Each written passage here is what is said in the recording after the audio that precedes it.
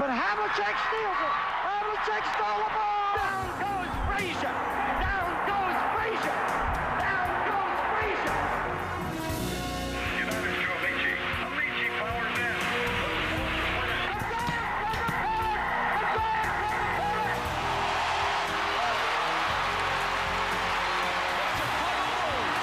Won their 6th NBA championship. Gibson, swing. This is gonna be a home run. Unbelievable! I don't believe what I just saw.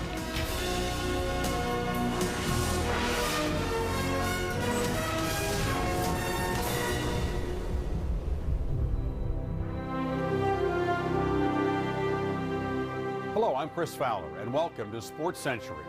Manic to the point of mayhem on the field, obsessed with his own physical strength, and often extravagantly generous to friends and strangers alike, Lyle Alzado played and lived with the clock pounding in his ears. In 1979, he told a reporter that he had a recurring dream, part glory, part tragedy.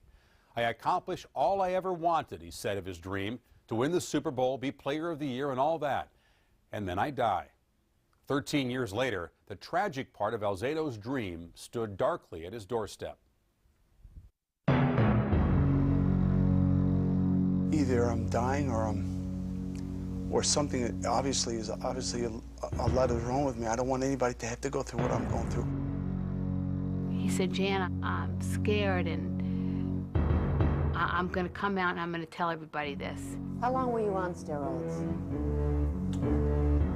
Most of my pro career. You know, I played 16 years.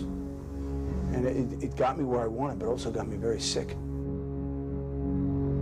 The strength that he used to have, he didn't have anymore, and he didn't want anybody to see him weak. I'd never seen a warrior like him so torn down. Knowing, what he had been.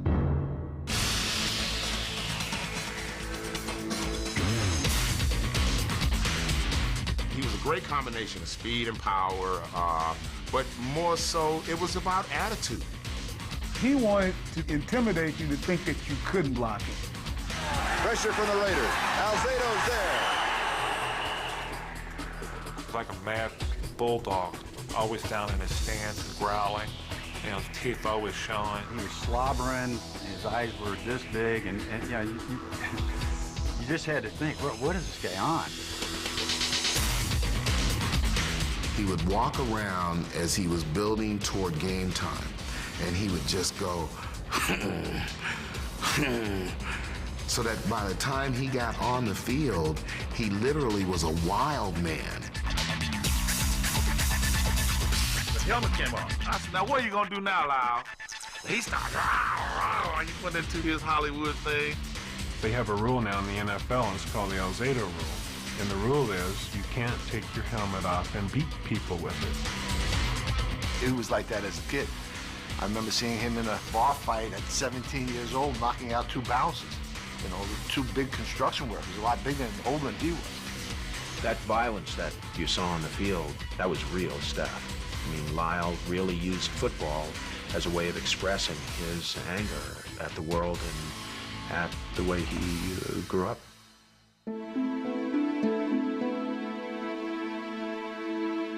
He was born the second of 5 children on April 3rd, 1949 in Brooklyn to an Italian-Spanish father, Maurice, and a Jewish mother, Martha.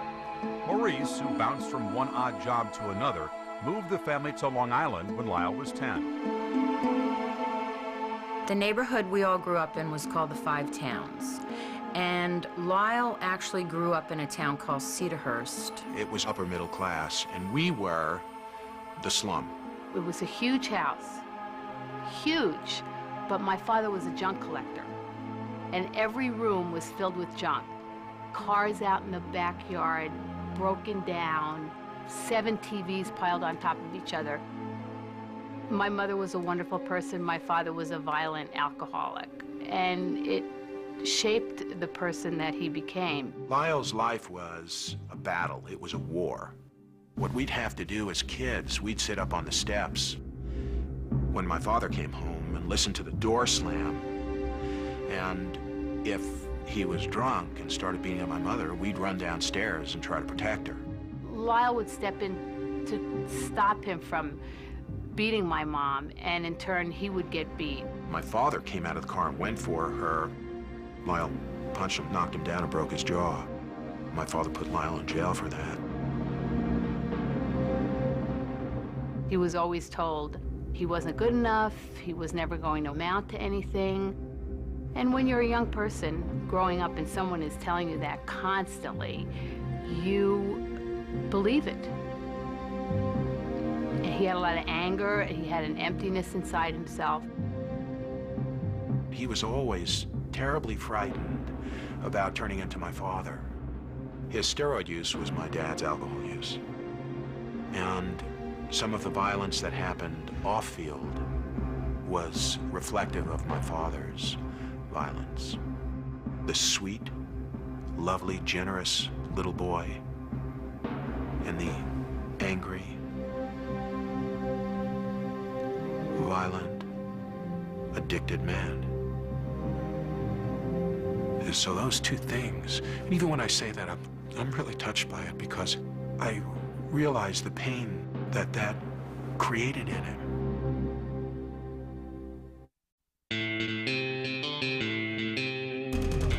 I don't know how he got out of bed some days. He would be black and blue, and he never complained. Never, ever complained. And the world could end. Lyle Alzado would be at Gold's Gym at 7 o'clock that morning. He really felt that he didn't have any God-given talent and that he had to make his own talent and build his own body. We always used to work out in my father's garage. We had a set of weights over there, and Lyle would come around as a little kid, and he started working out there. He'd wear 4, 5, 6, 7 T-shirts under his shirt so that he would look huge. Because Lyle wasn't going to get recognition of having the best clothes. He wasn't going to get recognition of bringing you to his house. He was going to get recognition by going on the football field and being the toughest person he could be. It's halftime and we're losing 20-0. And our head coach came into the locker room and he said, "Alzado, you stink." And he spit at Lyle in the face. They get the ball, Lyle kept sacking them, time after time. They didn't score a point. He couldn't throw nothing. He couldn't throw a quick out. Lyle was like, bang, every play, killing them. We won 28-20. All he did was piss off Lyle Alzado, and the game was over. That was it. However tough Alzado played at Lawrence High in Cedarhurst, Long Island, the lanky defensive lineman was rated not ready for major college football. After failing to make the team at Kilgore Junior College in Texas, he tried again at tiny Yankton College in South Dakota. From the first day I met him, he wanted to be in the NFL, and he wanted to be all-pro. A lot of people laughed about that, but Lyle was determined. He worked extremely hard on the weights, pumped iron 5 days a week. He was probably the most coachable young man that I've ever been associated with, and was willing to pay the price to get to that level. Selected by Denver in the 4th round of the 1971 NFL Draft, Alzado waged war on the league, setting a franchise record with 13 sacks in 1974. 3 years later, he was named Defensive Player of the AFC as the Orange Crush defense led the Broncos to the conference title. Lyle was a big part of it because he was so emotional. He could create unbelievable turnovers. When you least expect that we're going to be defeated, he'd come up with a great play. And it was time and time again. Despite league-wide respect that included all-pro selections in 1977 and 1978, Alzado remained haunted by his insecurities. He had probably one of the most fragile egos that I've ever seen in a player. If you pointed out a mistake or yelled at him or, got on him, he would blow up. In fact, he probably walked out of practice 6 or 7 times. He was never satisfied with the way he played. I don't care if he had a fabulous game, he was never satisfied. He wasn't the biggest or the fastest or the strongest, but he knew that he had to make himself bigger, thicker, stronger. When we were married, I found pills in a drawer once, and I asked him what they were. And he said, oh, vitamins, whatever. And I said, Lyle, you know, they're in an unmarked prescription bottle. I want to know what these are. There was common use of steroids amongst offensive and defensive linemen.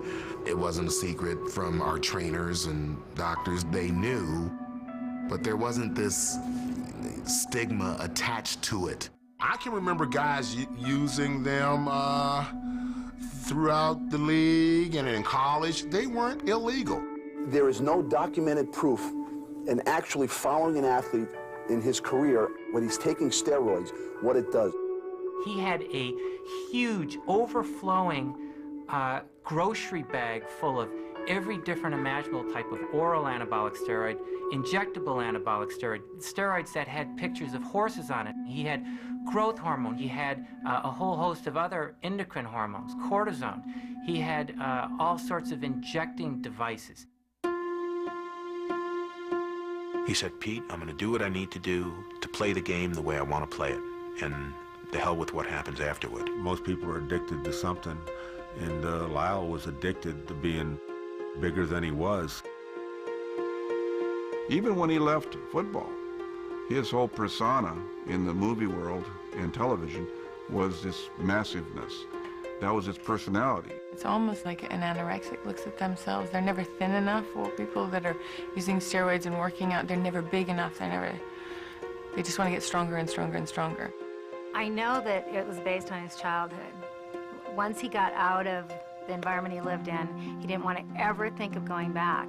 And there were times when he would have this fear that he would never play football again and that he would end up a bum on the street. I mean, he really just had this mental image that, you know, I have to keep staying successful. You know, I can't go back to what could have happened to me.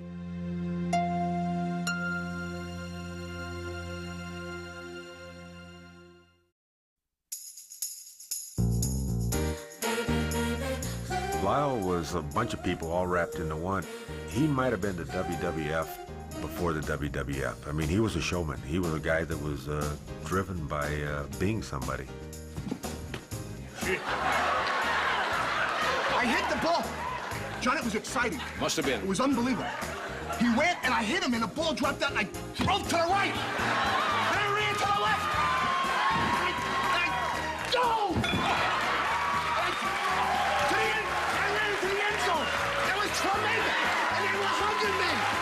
That was one of the things that made me fall in love with him, is because he had the amazing ability to make people laugh. You don't really think I'm serious about all this stuff, do you? You think I can beat everybody up in the world? I can kick your ass, though. He could melt anybody in a second. Men, women, children, animals, whatever it was. He would just take me and put me on top of his shoulders, and he was just giant. Giant, but like a big teddy bear at the same time.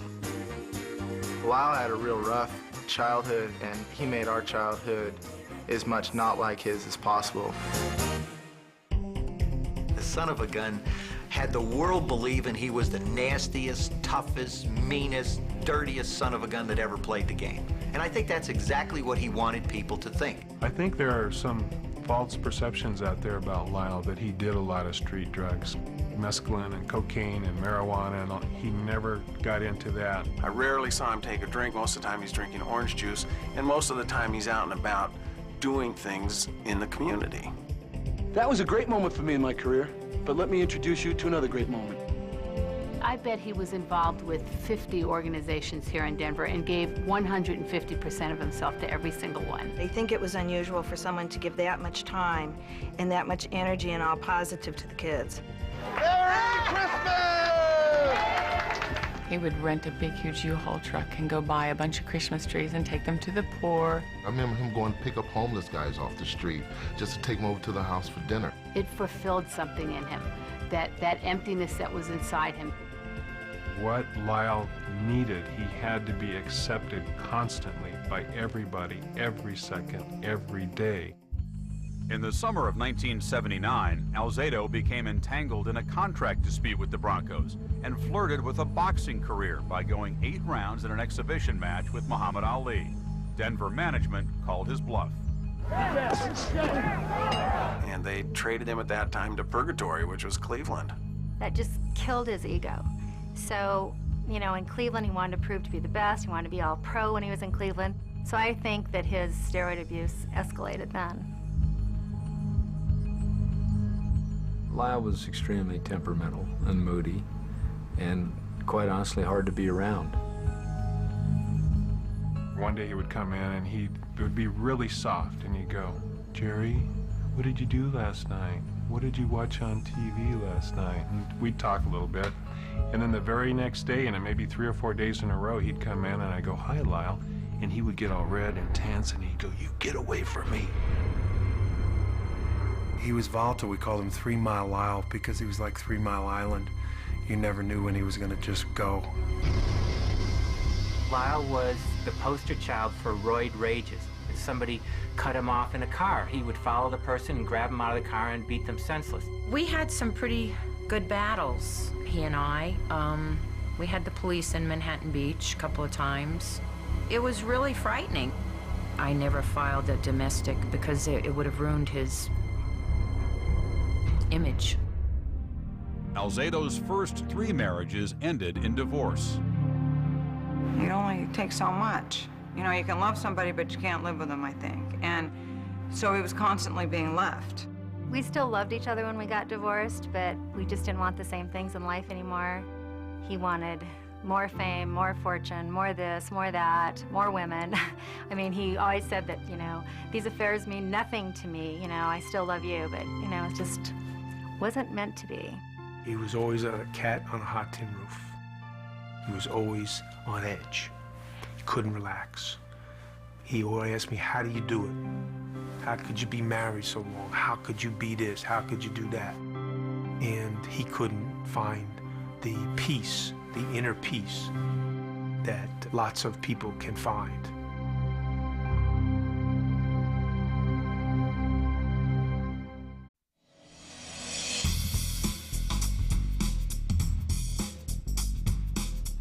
I give you number 77, Darth Raider himself, Lyle Alzado. Lyle Alzado was traded for an 8th-round draft pick to the Raiders in 1982. That year, he fathered his only child, Justin, and was himself reborn as Comeback Player of the Year. In 1986, 2 years after helping Los Angeles rout Washington in Super Bowl 18, Alzado, at 36, made a painful decision. I'm not the player I once was, and I don't ever want to be second best. And I am now. So, it's time. He loved the accolades. He loved 80,000 people screaming his name. That's a tough act to follow. Where do you go after that?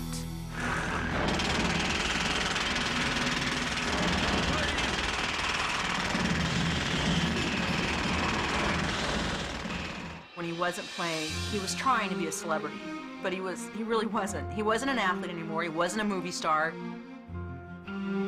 4 years after his retirement, Alzado attempted to relight the fires of his game. With steroids banned by the NFL, he resorted to bizarre training methods and performance enhancers. He called me and said, "Oh, Sharon, you won't believe this new thing. It's like a human growth hormone, and you inject it, and it's like an anti-aging drug."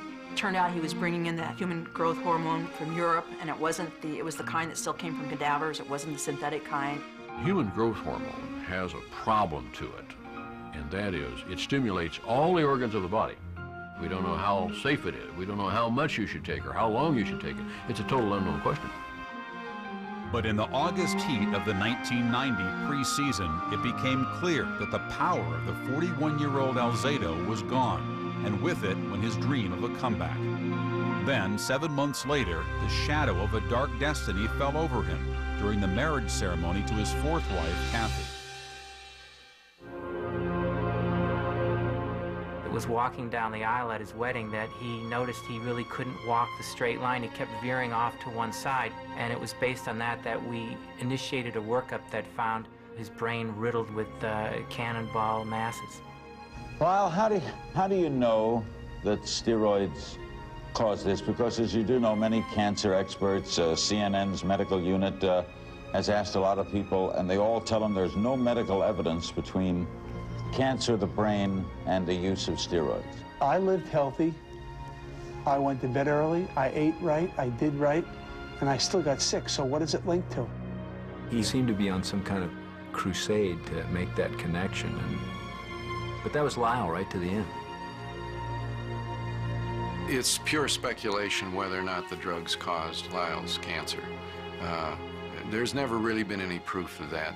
You'd still have to wonder, and somebody who, you know, as he admitted, did so much to abuse his body that way with steroids and growth hormones, if that did not have some sort of effect.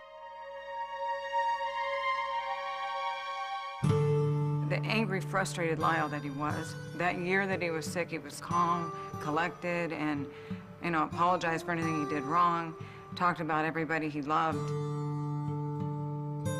He did a lot of soul searching during that time, and I think that brought him a lot of peace. The anger that he used to hold in his heart, he released a lot of that. He just let it go. He came to the game, and you can tell he wasn't Lyle. He was trying to cover up. That's not Lyle. But he came right to the bench. He came right to me. It's kind of a redundant question, but you asked the guy, how you doing? And he said, I'm good, Greg, how you doing? And you just thought it was something he was gonna beat. And that stuff just took over. It just took over.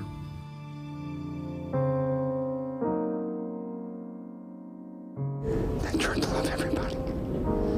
That's what I tried to do, to be honest. With the strength he had, he just pulled my arm down and gave me a kiss a couple of days before he passed away, and I knew that was his goodbye kiss. On May 14th, 1992, Alzado succumbed to brain cancer. He was 43. Not the biggest, not the best. Sometimes lion, sometimes lamb. Lyle Alzado raged and loved and lied and could never fill the hole inside himself. He left behind no NFL records, but instead a bright and burning memory in everyone he touched. He wanted, more than anything in his life, besides all the successes that he had, was to have a happy life. But he just wasn't sure how to achieve that. In a certain sense, he was kind of a shooting star. It was bright. It was, at some points, blinding. And then it fizzled off into the night sky.